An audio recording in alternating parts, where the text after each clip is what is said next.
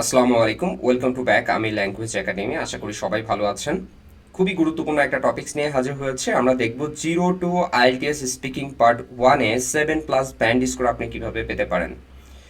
আমরা সম্ভাব্য বেশ কিছু আইটেম আমরা অলরেডি ক্লাস নিয়েছি 48 পর্যন্ত, আজকে 49 নাম্বার এপিসোড চলছে। সো আমরা দেখব নতুন একটা টপিকস, যে টপিকসে সম্ভাব্য বেশ কিছু প্রশ্ন আপনাকে করতে পারে স্পিকিং পার্ট 1-এ। সেই প্রশ্নগুলো কিভাবে হতে পারে এবং তার সম্ভাব্য উত্তরগুলো কিভাবে হবে, কিভাবে টিপস ফলো করে সুন্দরভাবে আপনি আনসার করতে পারবেন নিজে নিজে, কোনো কঠিন শব্দ ব্যবহার না করেই।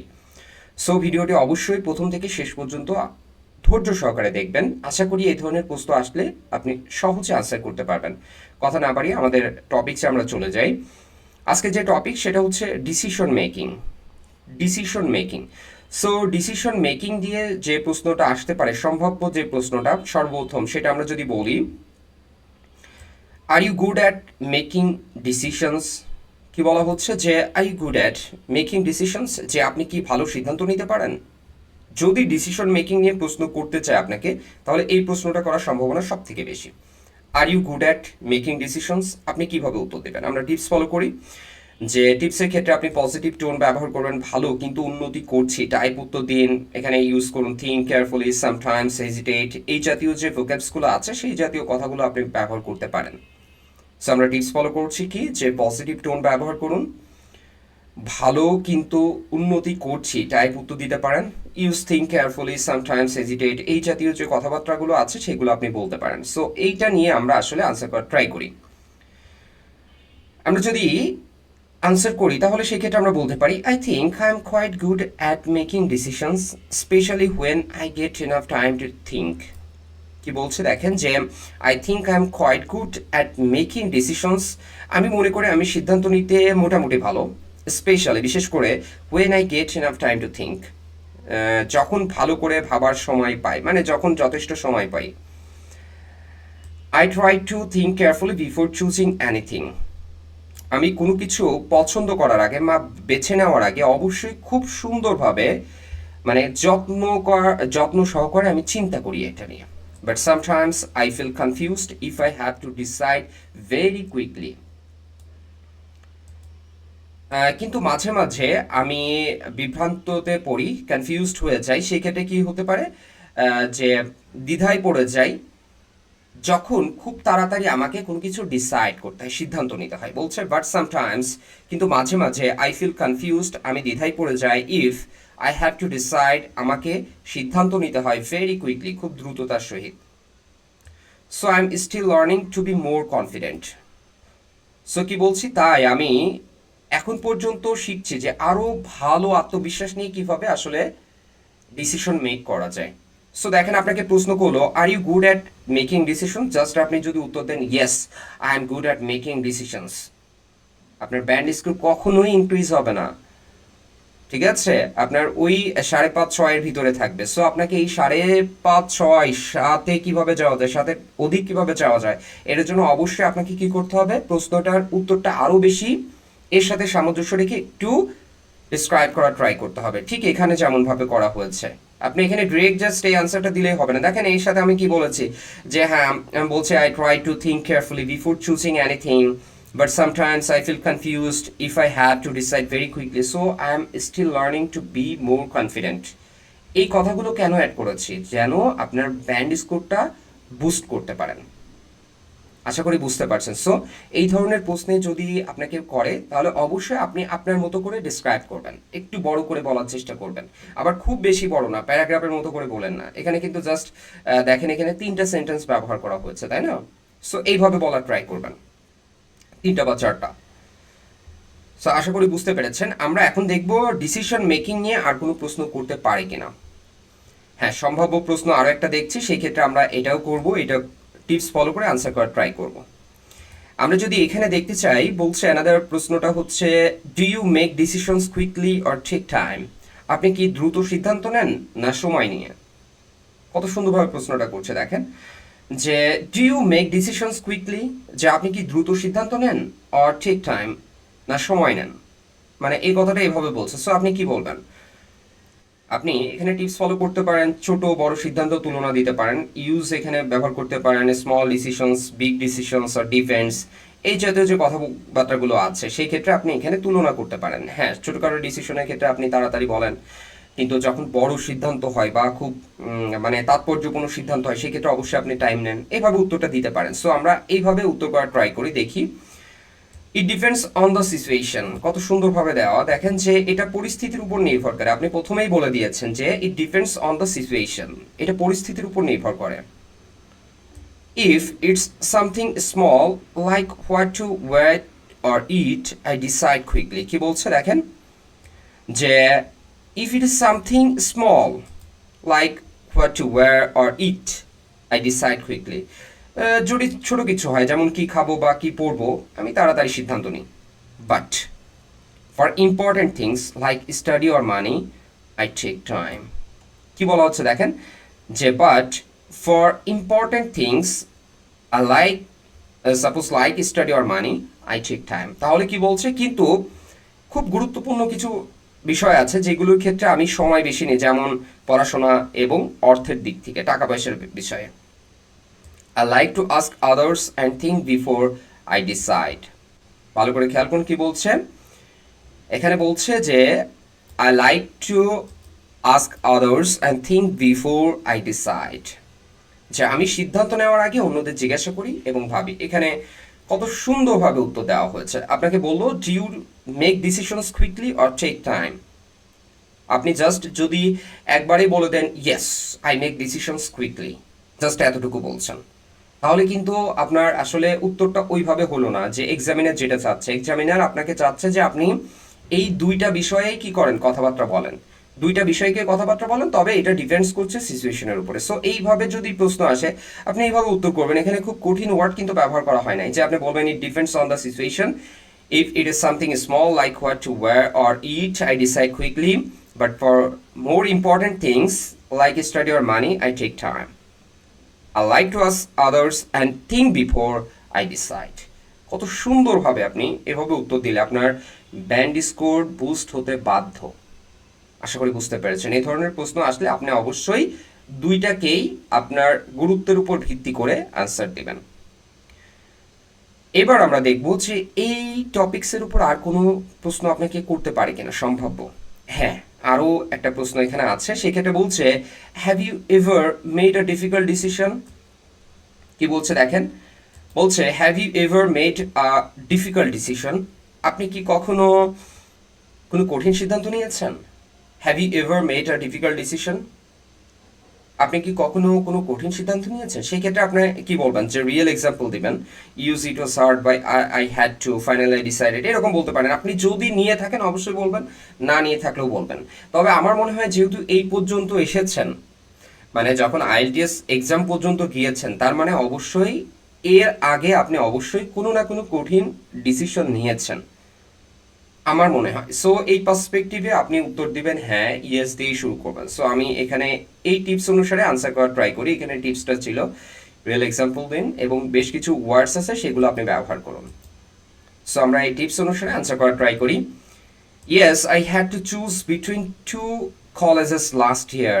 দেখেন আপনার কলেজ চুজ করতেও কিন্তু এটাও কিন্তু ডিফিকাল্ট একটা ডিসিশন, তাই না?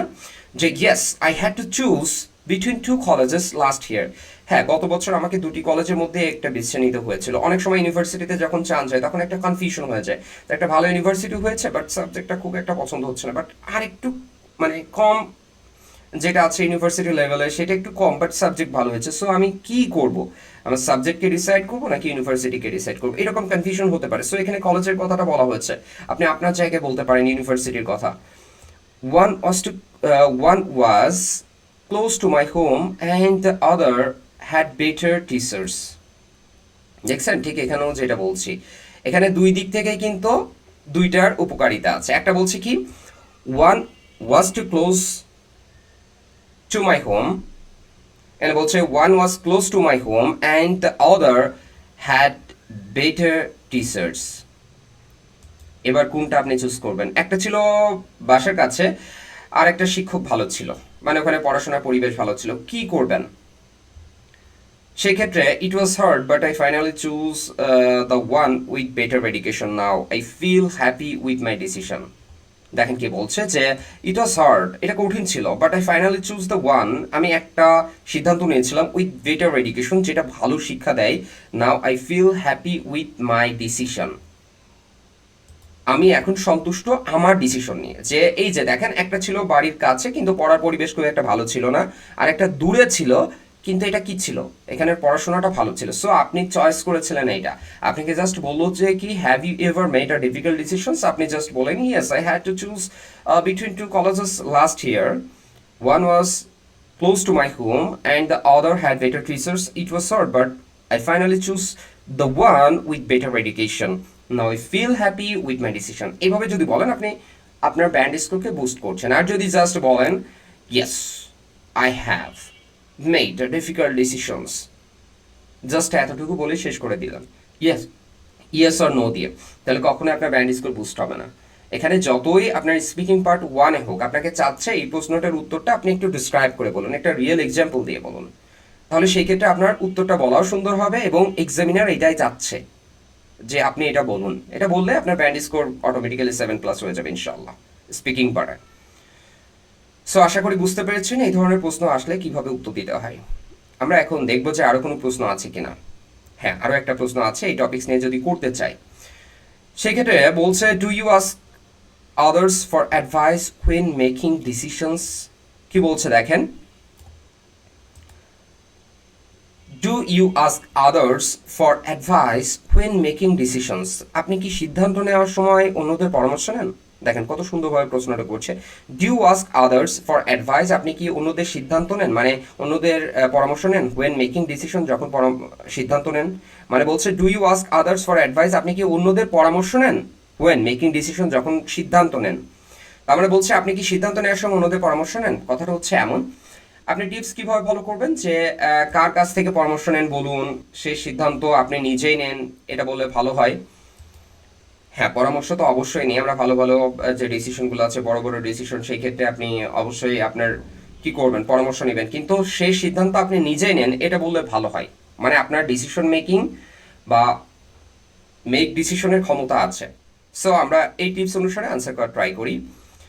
Yes I usually ask my parents আর friends before making a big decision. কি বলছি যে yes I usually ask my parents or friends before making big decisions. দেখছেন কি বলছে, ভালো করে খেয়াল করুন যে হ্যাঁ, আমি সাধারণত বড় কোনো সিদ্ধান্ত নেওয়ার ক্ষেত্রে আমার পিতামাতা এবং বন্ধু বান্ধবদের সঙ্গে আলোচনা করি। They give me good advice and help me see things clearly, but in the end I make my own choice.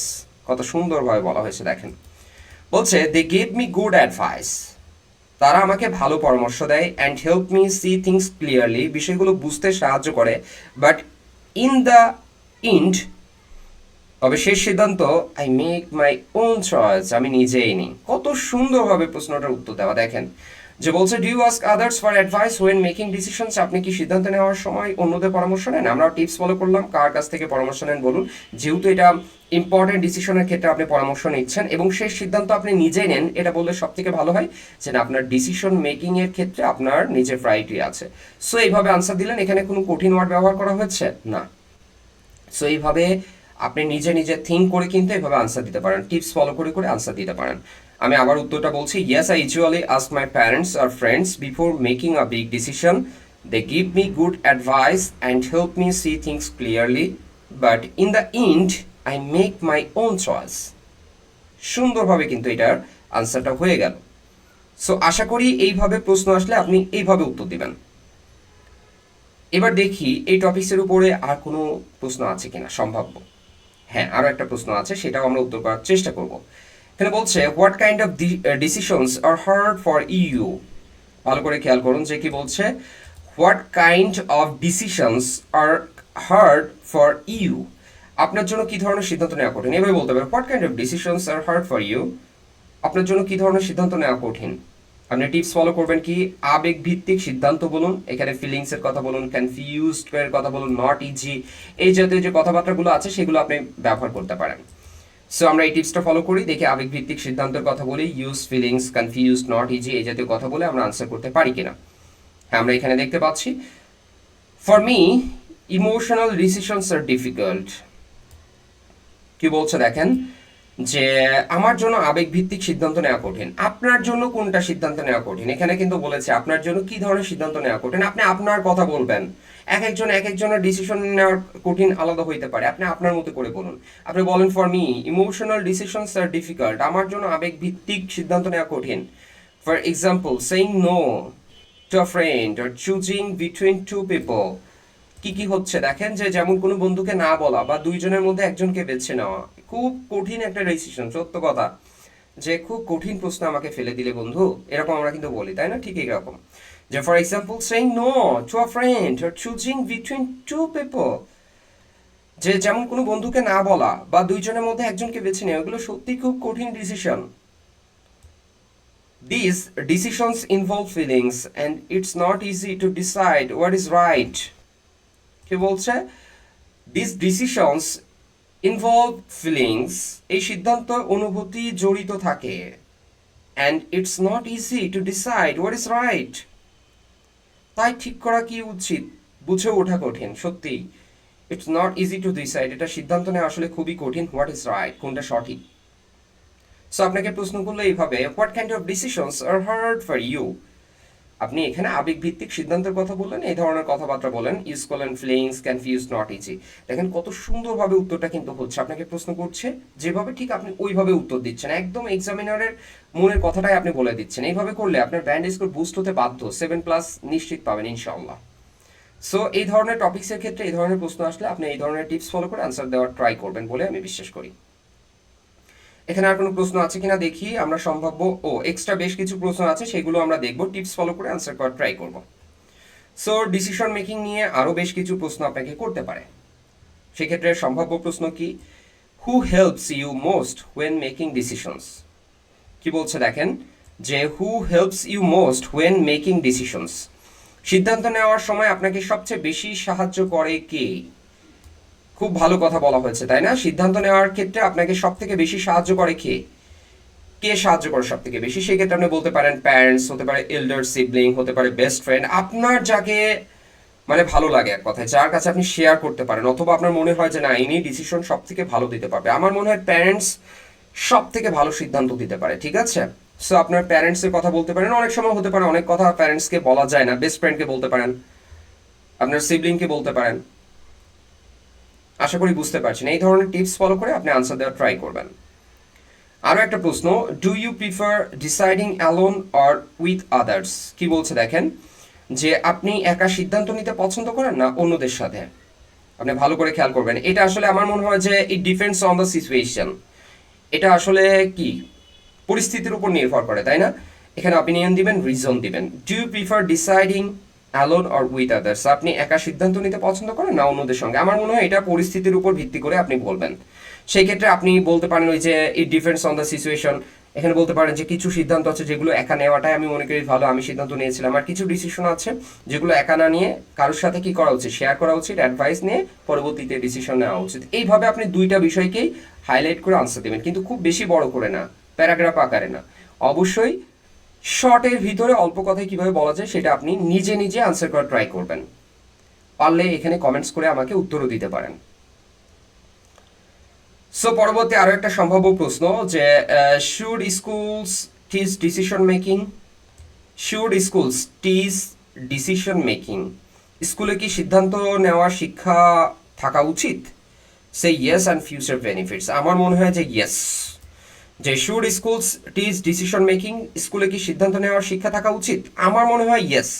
এবং ফিউচার বেনিফিট আছে, আপনি সিদ্ধান্তই যদি না নিতে পারেন, দেখা যাচ্ছে একটা সময় পরে আপনার প্যারেন্টস, কারণ পৃথিবীর এটাই নিয়ম যে সবাই কিন্তু সারা জীবন এই পৃথিবীতে থাকবে না। সো যখন আপনি একা থাকবেন তখন নিজের ডিসিশন নিজে নিতে হবে, একটা সময় পরে আপনার উপরেই মানুষ নির্ভরশীল হবে, তখন আপনাকে অন্যের ডিসিশন দিতে হবে, মানে হেল্প করতে হবে। সো আমার মনে হয় স্কুল থেকে যদি নিজের ডিসিশন নিজে মেকিং করার এই যে শিক্ষাগুলো দেওয়া হয় তাহলে সেটা অবশ্যই ভালো হয়। সো আপনি এই জায়গাটাই ইয়েস দিয়ে আনসার করবেন। এবং এর সাথে যেহেতু এখানে প্রেজেন্টের বিষয়বস্তু আছে, সেক্ষেত্রে আপনার ফিউচার বেনিফিটটা কি হবে সেটাও আপনি উত্তর করতে পারেন। এর সাথে সাথে ফিউচার বেনিফিটটা কি হবে সেই ক্ষেত্রেও আপনি বলতে পারেন। তাহলে আপনার উত্তরটা আরো বেশি সুন্দর হবে যে না, এইভাবে যদি সিদ্ধান্তের বিষয়টা স্কুল থেকে শেখানো হয় তাহলে আরো বেশি বেনিফিট হবে ফিউচারে। আশা করি বুঝতে পারছেন এই ধরনের সম্ভাব্য। এছাড়াও আরো বেশ কিছু প্রশ্ন থাকতে পারে। তো ডিসিশন মেকিং নিয়ে এইগুলোই সব থেকে সম্ভাব্য প্রশ্ন। যদি আপনাকে স্পিকিং পার্ট 1-এ প্রশ্ন করতে চায় ডিসিশন মেকিং নিয়ে, এইগুলো করার সম্ভাবনাই বেশি। আশা করি বুঝতে পেরেছেন। এখানে আমরা দেখব ফ্লুয়েন্সির ক্ষেত্রে কি নিজের অভিজ্ঞতা বা সহজ গল্প বলুন। আপনার ফ্লুয়েন্সির ক্ষেত্রে বলতে যে আপনি যে কোনো একটাকে কন্টিনিউ করুন, এমন না বলে থেমে গিয়েছেন। আপনি কথা বলছেন 10 সেকেন্ড পর পর একই কথা বারবার ঘুরে ফিরে বলছেন, এরকম দরকার নাই। এগুলো বাদ দেন। এগুলো বাদ দিয়ে আপনি যতটুকু বলতে পারবেন সেগুলো ধীরে ধীরে কথা বলুন, কিন্তু কন্টিনিউ করুন। এমন না খুব ফাস্ট কথা বলে থেমে যেয়ে আবার বলতে হবে, এমন না। ফ্লুয়েন্সি জিনিসটা হচ্ছে আপনি ওইটা কন্টিনিউ করেন, ঠিক আছে? আর উত্তরটা খুব বেশি বড় করারও দরকার নাই। ভোক্যাবসের ক্ষেত্রে কিভাবে উত্তর দিবেন দেখেন, ভোক্যাবসের ক্ষেত্রে এই রিলেটেড যে ভোক্যাবসগুলো আছে সেগুলো অবশ্যই কি করতে হবে, আপনাকে মেমোরাইজ করতে হবে। আপনি যখন একটা টপিকস নিয়ে আলোচনা করবেন, পড়বেন, যে ডিসিশনস মেকিং নিলে তাহলে সেই ক্ষেত্রে আমি এই ধরনের শব্দ যদি আসে তাহলে এর সাথে তো এই ধরনের ভোক্যাবস আছে, সো আমাকে এই ধরনের ভোক্যাবস মনে রাখতে হবে। আপনি টপিকস অনুসারে ভোক্যাবসগুলো পড়বেন। গ্রামারের ক্ষেত্রে অবশ্যই আমি বারবার বলছি যে প্রশ্ন যেভাবে করা হবে সেই টেন্সের উপর ভিত্তি করে আপনার এক্সপিরিয়েন্স যদি বলেন অবশ্যই সেটা পাস্টের বিষয়বস্তু হবে। বর্তমান নিয়ে কোনো কিছু বলে বর্তমান প্রেজেন্ট টেন্স ব্যবহার করবেন। ফিউচারে কোনো কিছু যদি বলতে হয় তাহলে ফিউচার ব্যবহার করবেন। এরকম অবশ্যই গ্রামারটা অবশ্যই প্রশ্নটা কিসের উপর ভিত্তি করে করছে সেটা আপনি ভালো করে লক্ষ্য করবেন। এইটার উপর ভিত্তি করে আপনি উত্তর দেওয়ার ট্রাই করবেন। প্রনাউন্সিয়েশনের ক্ষেত্রে আপনার ভয়েসটা খুব বেশি মানে লাউডলি বলার দরকার নেই, খুব স্লো বলার দরকার। অনেকেই কথা বলে মানে খুব আস্তে আস্তে শোনায় যায় না, এরকম না। মানে নর্মাল একটা লেভেলে রাখেন এবং আপনি যে অ্যাকসেন্টে কথা বলতে চাচ্ছেন বলছেন সেটাই বলেন। আপনি একটা ব্রিটিশ, একটা আমেরিকান, একটা ইন্ডিয়ান, একটা বাংলা এরকম মিক্স করার দরকার নেই। আপনি সব ব্রিটিশ পারলে সব ব্রিটিশ বলবেন, সব আমেরিকান পারলে সব আমেরিকান বলবেন, আপনি ইন্ডিয়ান বললে ইন্ডিয়ান বলবেন, বাংলার অ্যাকসেন্টটা বললে বাংলার অ্যাকসেন্ট বলবেন, কিন্তু যে কোনো একটাকে মেনটেন করবেন এবং যেটাই বলবেন সেটা যেন সঠিকভাবে শোনা যায়, প্রনাউন্সিয়েশনটা যেন ক্লিয়ার হয়। এটা হইলেই কিন্তু আপনার এই যে প্রনাউন্সিয়েশনের উপরে যে ব্যান্ড স্কোরটা আছে সেটা আপনি পাবেন বলে আমি বিশ্বাস করি। সো আশা করি যে এই ভিডিও থেকে বিন্দু পরিমাণ হলেও উপকৃত হয়েছেন। আর এই ধরনের স্পিকিং পার্ট 1-এর জন্য যে এই ধরনের প্রশ্ন বা এই ধরনের টপিকস থেকে প্রশ্ন করলে আপনি নিজে নিজে উত্তর করতে পারবেন বলে বিশ্বাস করি। ভিডিওটি যদি ভালো লাগে অবশ্যই লাইক, কমেন্ট, শেয়ার করবেন। আমাদের সঙ্গেই থাকবেন। নতুন কোনো এপিসোড নিয়ে অবশ্যই হাজির হবে ইনশাআল্লাহ। ততক্ষণ পর্যন্ত আমি ল্যাঙ্গুয়েজ একাডেমির সঙ্গেই থাকবেন। সবাই ভালো থাকবেন, সুস্থ থাকবেন, আমার জন্য দোয়া করবেন। সবার জন্য শুভকামনা। আসসালামু আলাইকুম রহমতুল্লাহি ওয়া বারাকাতুহু।